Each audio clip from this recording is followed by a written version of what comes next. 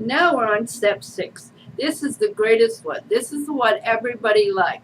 And if you get this knowledge, you will have long-term financial income and long-term savings. But if you don't learn this lesson, let me get nose to nose with you. You've got to learn this lesson. Because if not, you being financially scared is way out there. Now, let's the two battles are the battle of inflation and the battle of taxes. We'll get to inflation in a minute, but the tax battle is not what you make, it's what you keep, and it's what you keep, and taxes can hurt you if you don't understand it. Okay, let's do with inflation. Have you ever heard about the rule of 72? So if you have 4% interest, you divide it by 72 and you get 18. That means the money that you invest, whether it's $100 or $1,000, will take 8 years for that to double. So in 18 years, you have $200. Another 18 years, you have 4. You have spent $36, and inflation has taken that. So it's not worth anything to you. So if we can get a little better interest than 4%, let's say we get 8%, it will double 8 years, every 8 years. So we have, no, not that 8 years, 9 years. So 9 years you have $200. 18 years you have 4. 27 years you have 8. And then you have 16 at 36 years. But if you could get 12% interest, that is 6. It doubles every 6 years. So you would have twice that, 16, 32. All right, let me show you a little scenario of that. It's in my little chart here. All right, here is 4% interest. Age 29, enter $10,000, $20,000, $40,000. All right, you get to 40 years old. 65 years old, your house is paid for, your kids are gone, you want to retire, you have $40,000. How long will $40,000 last you? Not the way you spend. Maybe a year, maybe a little longer. But $40,000 isn't going to accomplish much. So let's change this around a little bit. Let's go and give you 12%. So we have 10, 20, 40, 80, 160, and 640. In the same amount of time, this guy has $640,000 and this guy only had 40.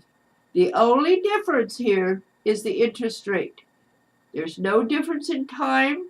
There's no interest difference in the money originally invested. We just have to be aware of the interest. All right. Let me tell you, it's not having $10,000. It's doing something today. Whether it's $100 or $200 or $300, start putting something away today that maybe by the time you reach this age, you will have something to live on. Okay? All right. So let's talk about, all right, I'll give you another scenario. There was a young man, 29 years old, walked into the banker and said, "Banker, I want to be a millionaire by the time I'm 60. What do I have to invest each month to be a millionaire by the time I'm 60? The banker told him, back there you got 5%. Now you can't, but back then you did. you would have to have $1,640 a month. That's a lot of money. Well, he didn't know about rules of inflation or taxes or anything like that, but he didn't do anything. He just left the bank. He's working at Walmart today. He's a fine young gentleman, but he doesn't have any money. But let's apply the rule of inflation and get him 10%. So that drops what he needs to have by to $900. And I'm just rounding these off. So if he applies the rule of inflation to go from 5% to 10%, he'd only have to have $900 a month. Do you know people that can do $900 a month? Yeah, there are a few out there, but not you and me. So let's apply the rule of taxes and deferred taxes. All right, now baby, $300 to $400, and he can be a millionaire by the time he retires. Now, some people can't do that. Some people can't. And if we wouldn't spend so darn much on cigarettes and boy toys, we probably could do that a month and be financially scared for the rest of our lives. Pretty impressive fact. Now, the $1,000,000 question is, where do you get that interest rate? All right, let me show you. There are 3 synopses that I want to tell you about. I'm going to draw you a little program here. Over here you have the banks. We have CDs. We have money markets. And they make you 2 to 3%. Not a lot of money, but it's secure. You're not going to lose it. Not the principal either.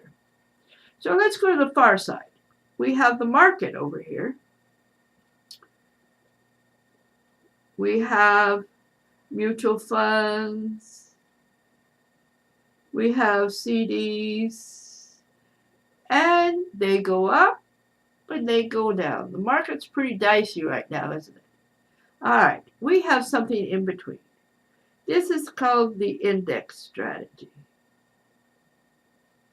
This, for the last 25 years, has made 10%. There's no loss of principal or no loss of interest. So where would you think would be the right place for your money? Right here. Yeah, that's a good choice. Very good choice. Okay. Let me show you how this works. All right, we have a chart here. First year, you put in $10,000. It makes 10% interest. So you're at $11,000. Another year, you're at 12,100. Then the market tanks 20%. So now it's 9,600. But you're in index. So you're going to go this way. All right. Then the market comes back up 15%. You're going to be about here because you're only going to get 12%. This is our cap. The insurance company is going to make the other 3%, but you have no risk here.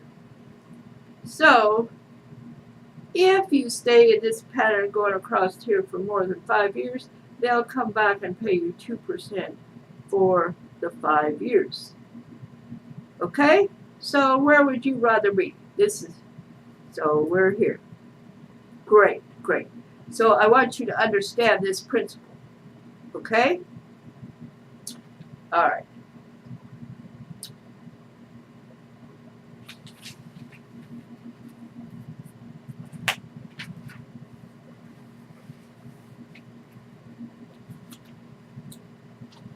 Now we have step 7.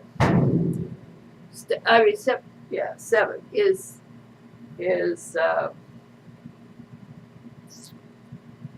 estate planning. You have to do something, write a will or something, so that there isn't chaos when you die, and there's no probate and all that kind of stuff, because everything's figured out who gets what, and things would be fine. So, all right, now I've given you the 7 steps, whether it's inspect what you expect, eliminate debt, retirement, cash flow,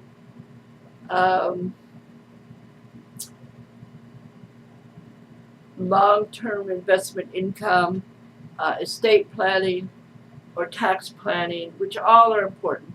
Which are the two that you would pick out? Okay, that's a pretty good choice. So let me tell you what we do. We fill out a financial needs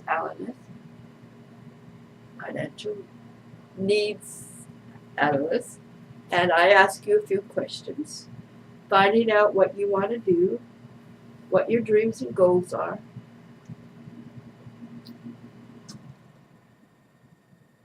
and see where we want to be. So one of those first questions, do you have a major purchase planned in the next 2 or 3 years? Oh, you want to buy a car. Okay. Now, of the 2 or 3 questions I'm going to ask you, they're yes or no answers. There's no maybe. Okay? So,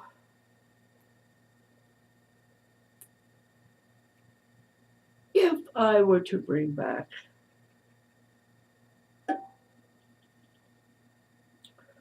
first I should ask you, tell you how I'm supposed to be paid. Well, when I come back with all this put together and what I think is best for you, then I expect hot, homemade chocolate chip cookies with a cold glass of milk. You're getting so serious. I didn't mean that. No. How I get paid is when I set you up with a company, whether it's Aviva or somebody else, they pay me a commission. So you will not get a bill from anyone. It's a win-win situation. It's one of the reasons I like it. Oh, shoot.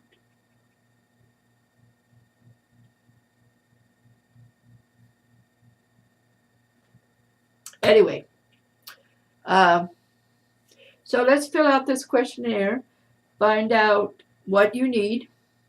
Now, I need you to be as close as possible. It doesn't have to be exact, but the yes and no answers have to be yes and no. And then I'll take it back, put it through our system, come out with several different scenarios we can look at, and you can tell me what is best for you. All right. So if I was to put this plan together, and it met all your needs and fit your budget,